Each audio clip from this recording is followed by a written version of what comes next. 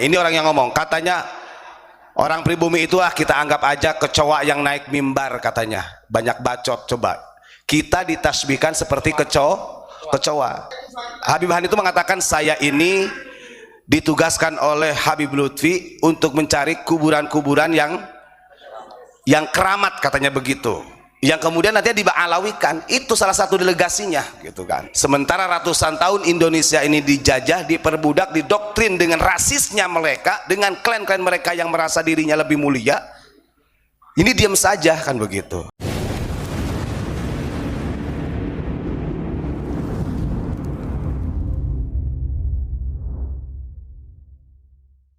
Langsung saja ya, sebelum saya bahas, biar tidak salah paham netizen yang tadi dibacakan oleh Pak Kholis ya.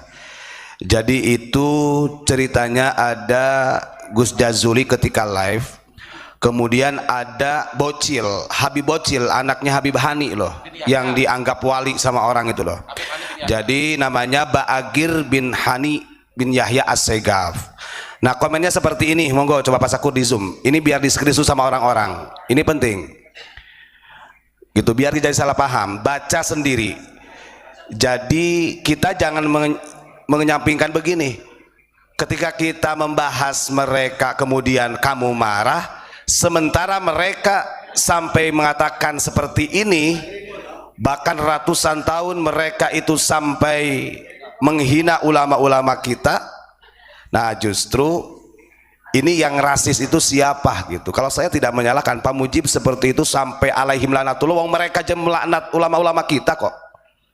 Tidak pernah mengatakan mereka oknum ulama begitu mereka. Nah ini yang harus kita pahami. Ini dari Bagir nih, Bagir bin Hani itu Bocil. Ini saya punya fotonya nih, saya ada fotonya nih orangnya nih fotonya. Ini orang yang ngomong, katanya orang pribumi itu kita anggap aja kecoa yang naik mimbar, katanya banyak bacot. Coba kita ditasbihkan seperti kecoa. Ini kalau saya pikir, apakah RA Robito Alawiyah gak bisa mendidik orang-orang seperti ini? Ini kan terang-terangan. Apalagi kalau kita buka yang lain-lainnya banyak begitu loh ya. Coba diperhatikan. Orang ini nih anaknya Habib Hani. Habib Hani ini adalah salah satu muridnya Habib Lutfi yang dijadikan delegasi keliling untuk mencari kuburan oleh Habib Lutfi. Loh, ini fakta, dia sendiri di Cilongok mengatakan demikian. Habib Hani itu mengatakan, saya ini ditugaskan oleh Habib Lutfi untuk mencari kuburan-kuburan yang keramat, katanya begitu, yang kemudian nanti dialawikan. Itu salah satu delegasinya gitu kan. Nah yang ngomong tadi ini adalah Bagir, ini adalah anaknya. Pribumi itu kita anggap aja sebagai kecoa naik mimbar, dikasih makan banyak bacot. Nah kan, coba sudah mah ada yang nyebut ulama celeng, ulama tae, ulama ayam ke kita kiai. Kalau ada kiai nikah sama syarifah itu bukan kiai, namanya kiai tae, kiai ayam itu ada. Sirehan tuh, Sirehan Al-Qadri itu banyak loh. Nah ini kita ini ingin memahamkan kepada umat bahwa orang-orang seperti mereka, sekalipun dia itu mengatasnamakan diri dzurriyyah Rasulullah, justru ini akan menyesatkan umat, membahayakan umat. Baru aja kita senggol, kita kritik mereka, ini ada yang kepanasan kan begitu ya. Sementara ratusan tahun Indonesia ini dijajah, diperbudak, didoktrin dengan rasisnya mereka, dengan klan-klan mereka yang merasa dirinya lebih mulia. Ini diam saja kan begitu. Ini ironis gitu. Tapi saya pada malam hari ini ingin melanjutkan tema yang kemarin tentang al-kafa'ah. Begitu ya, kesetaraan di dalam pernikahan. Karena kita ini mendengar langsung dari madhab-madhab baru yang dikeluarkan oleh oknum-oknum habaib yang mengatakan kalau ada syarifah dinikahi orang yang selain Sayyid Syarif Habib, maka nikahnya tidak sah, dihukumi zina. Kan begitu. Ini kan madhab baru. Ini mengalahkan istihadnya Imam Syafi'i, Imam Maliki, Imam Hambali, Imam Hanafi ini. Begitu. Bahkan sampai kalau ada yang terlanjur nikah itu harus diceraikan gitu. Sampai dipaksa kayak gitu. Masya Allah. Nah ini doktrin rasisnya mereka. Jadi Al-Kafa'ah gak begitu. Mau saya buka beberapa kitab dari mulai kitab Fathul Wahab karya Syekh Zakaria Al-Ansori, dalam kitab Nihayatuz Zen karya Syekh Nawawi Al-Bantani, atau mungkin kitab yang kecil sering kaji di pesantren Qurratul Uyun karya Syekh Maulana At-Tuhami. Ini aja sudah ditempeleng sama Maulana At-Tuhami nih. Ini dalam syairnya nih, masalah syarat dan sah rukun nikah nih.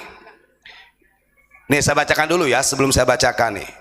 Artinya kita jangan pernah takut dengan doktrin mereka. Mau kita dikatakan kafir kek, mau dikatakan kita kalau sebagai pembenci husnul khotimah matinya kek, mau dikatakan rasis kek, karena kita ini melawan mereka yang justru sudah 1 abad lebih mereka itu mendoktrin dengan rasisnya mereka. Kita harus bangkit, jangan takut. Urusan masalah benci dan tidaknya, mereka yang ngomong di komentar tidak akan pernah mengetahui batin kita itu apakah kita benci sama dia atau tidak, kan begitu.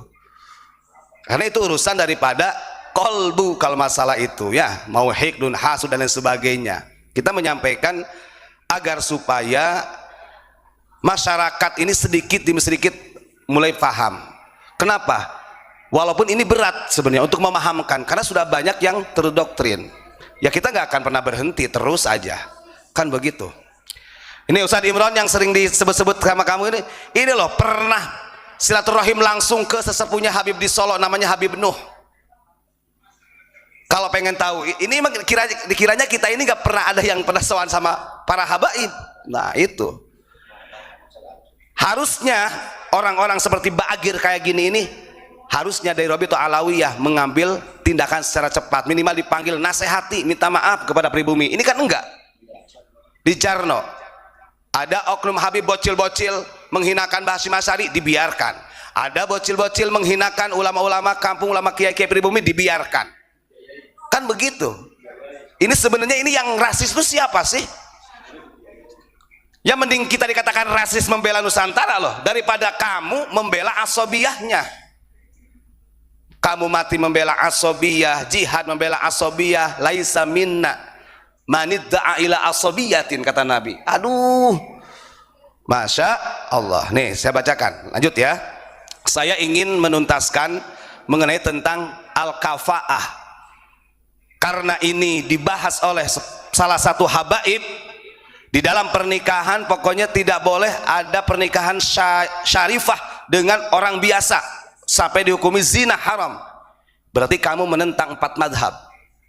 Berarti Ba'alawi ini, klan Ba'alawi, bahkan ada fatwa dari ulama Tarim mengatakan seperti itu. Kalau benar itu fatwa dari ulama Tarim, kita nggak tahu apakah itu permainan dari klan Ba'alawi sini atau benar dari Tarim sana, kan nggak tahu.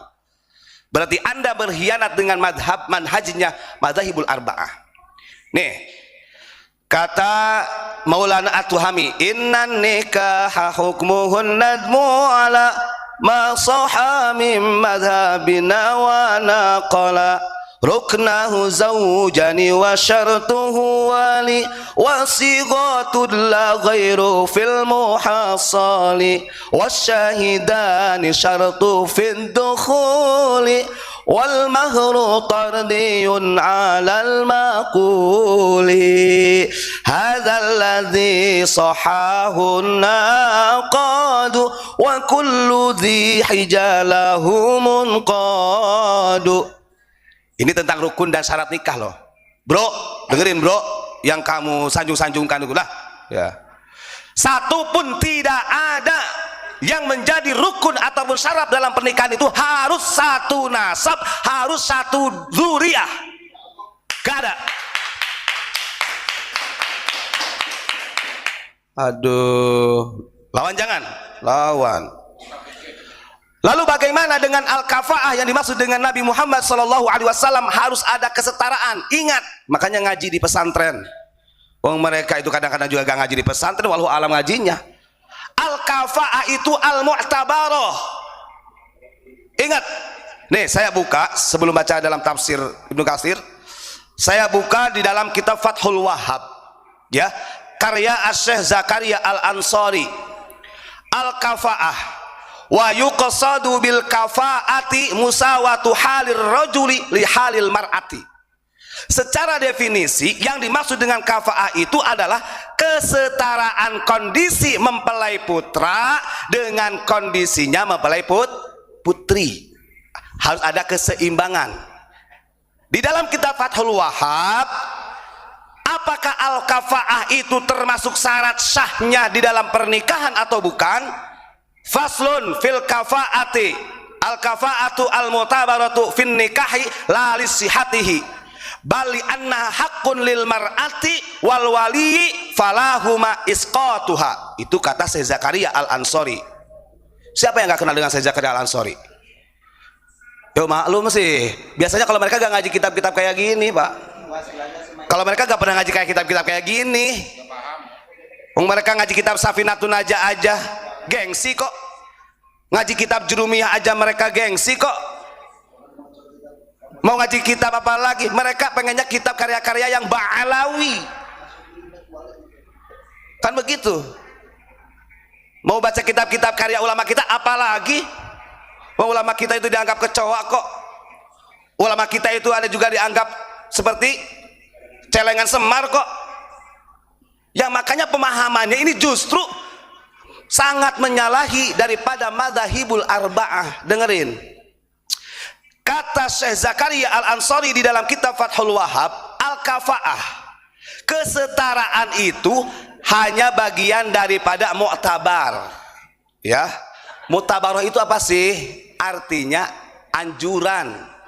Ingat ya, di dalam nikah memang ada anjuran la lisihatihi, bukan dalam syarat sahnya pernikahan al-kafa'ah. Kan begitu. Bali anna haqqun lil mar'ati wal wali, dan kafa'ah ini bisa dipertahankan oleh seorang mempelai putri atau walinya. Artinya bisa mempertimbangkan muktabar itu Pak. Andai kata anak saya cewek, anak saya ada yang melamar nih. Kemudian secara kondisinya berbeda gitu kan. Mungkin karena calon suaminya ini kurang kaya, sementara saya anaknya kaya. Nah saya sebagai wali ini bisa mempertahankan. Artinya bisa menggugurkan daripada khitbahnya dia ketika melamar. Gak usah, boleh seperti itu. Atau perempuannya ini kurang setara, namanya mu'tabaroh, begitu itu namanya. Tapi bukan menjadi syarat sahnya nikah. Begitu ya, kalau sama-sama senang ya tetap nikah ya sah deh. Bahkan dijelaskan dalam kitab Nihayatuz Zain oleh Syekh Nawawi Banten nih, diperjelas lagi. Dalam mempertimbangkan kesetaraan itu dalam hal apa saja? Di dalam kitab Nihayatuz Zain, Syekh Nawawi Banten membagi 5 al-kafa'ah mu'tabaroh itu. 1, kata beliau, dalam hal merdekanya. Artinya kalau kita punya anak perempuan, setelah itu ada yang melamar, laki-lakinya masih budak, belum merdeka, maka saya sebagai wali dan anak saya itu bisa mempertimbangkan, bisa menolaknya. Ingat. Yang kedua, terjaganya agamanya. Mungkin anak saya ini solihah, si perempuan, tapi si laki-lakinya itu mabuk-mabukan, mencuri, nyolong ayam dan lain sebagainya, begitulah. Ini saya sebagai wali, ini bisa untuk iskot gitu ya. Itu namanya kesetaraan. Yang ketiga, dalam hal nasabnya. Betul, karena nasabnya mungkin nasab ini adalah syarifah anak saya. Andai kata ada orang lain yang mau melamar bukan seorang habib, bukan sayyid atau sarif, boleh, bisa saya sebagai orang tua untuk menolaknya. Tapi ingat, ini bukan syarat sahnya nikah. Ini kan sampai ada yang memfatwakan sampai menjadi hukum zina, haram, itu menyalahi aturan. Yang keempat, dalam hal pekerjaannya mungkin karena calon mempelai putranya ini bekerjanya dari perkara yang haram, atau mungkin punya pekerjaan sementara anaknya terdidik gitu kan, itu bisa untuk supaya mempertimbangkan al-kafa'ah. Terakhir, yang kelima, dalam hal aib pernikahan. Contohnya apa? Seperti kepunyaan laki-lakinya gak iso, impoten, itu boleh iskot turun nikah Pak.